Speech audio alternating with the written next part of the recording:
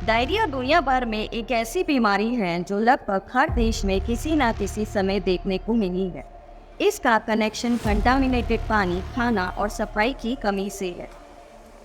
Diarrhoea का कोई एक असल कारण या शुरुआत का एग्जैक्ट टाइम तो नहीं है, क्योंकि ये बीमारी नेचर में एक्सटर्नल इन्फेक्शन, वायरसेस, बैक्टीरिया या पैरासाइट्स के जरिए होती है।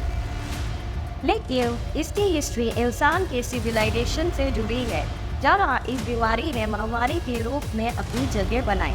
डायरिया का पहला एग्जाम्पल पुरानी सभ्यताओं में भी मिलता है। यहाँ तक कि एंशिएंट इजिप्ट, ग्रीस और इंडिया जैसे प्राचीन सभ्यताओं में भी इस बीमारी का जिक्र किया गया है। उस समय लोगों के पास शुद्ध पानी और स्वच्छता की कमी होती थी, जिस वजह से डाइजेस्टिव सिस्टम की बीमारियां आम थीं। डायरिया की मेन वजह कंटामिनेटेड पानी और खाना है।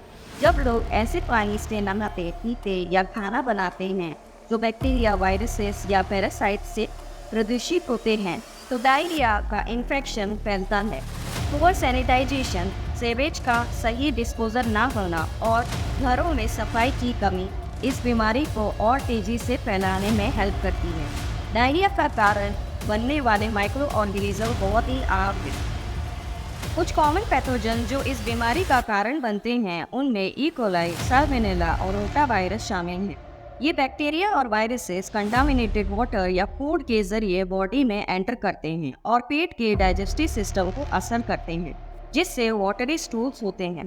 पुरानी सभ्यताओं में डायरिया के आउटब्रेक देखने को मिलते हैं, खासकर जहाँ सीवेज सिस्टम्स और क्लीन वाटर फैसिलिटीज नहीं थी। पुराने समय में ये समझ पाना मुश्किल था कि इस बीमारी का कारण गंदा पानी या खाना है, इसलिए बहुत से लोग इस बीमारी से मर जाते थे। कॉलोनियल एक्सपेंशन के दौरान जब यूरोपियंस एशिया, अफ्रीका और अमेरिका जैसे देशों में व्यापारी और रूलिंग करने लगे, डायरिया जैसे इन्फेक्शंस भी उनके साथ फैले।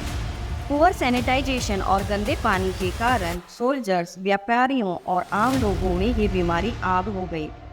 पानी का कंटामिनेशन समझने के लिए इस दौरान काफ़ी स्टडीज़ हुई, लेकिन दवाई और ट्रीटमेंट के लिमिटेड उपाय होने के कारण बहुत जाने गई। डायरिया होने पर बॉडी में पानी की काफ़ी ज़्यादा कमी हो जाती है, क्योंकि लूज स्टूल्स के ज़रिए बॉडी का फ्लूइड बाहर निकल जाता है। ये सीवियर डिहाइड्रेशन का कारण बन सकता है, जो बहुत डेंजरस हो सकता है, खासकर बच्चों और बूढ़ों के लिए।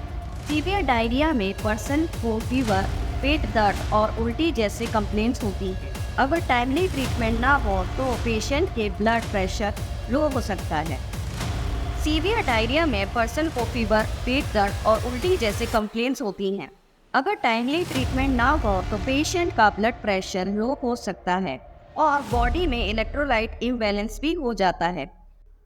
आज के टाइम में डायरिया का ट्रीटमेंट आसान हो गया है, लेकिन प्रिवेंशन सबसे ज़रूरी है। प्रिवेंशन जैसे कि हाइजीन, सफाई का ध्यान रखना और हाथ धोकर खाना खाना इस बीमारी से बचने का सबसे आसान तरीका है। सेफ वाटर सप्लाई, शुद्ध और क्लीन ड्रिंकिंग वाटर सबसे इम्पॉर्टेंट फैक्टर है इस बीमारी को रोकने के लिए। बॉइल्ड वाटर या फिल्टर वाटर पीना बहुत ज़रूरी है। ओरल रिहाइड्रेशन सॉल्यूशन, डायरिया के वक्त बॉडी को हाइड्रेट रखने के लिए ORS दिया जाता है। ये पानी और सॉल्ट का ऐसा मिक्स होता है जो बॉडी को फ्लूइड लॉस से बचाता है। डायरिया एक बीमारी है जो सिंपल तरीकों से रोकी जा सकती है। सफाई, शुद्ध पानी और हेल्दी खाना इसका पहला इलाज है। आज हमारे पास ORS जैसे उपाय हैं, लेकिन इसका असली ट्रीटमेंट है क्लीननेस का ख्याल रखना।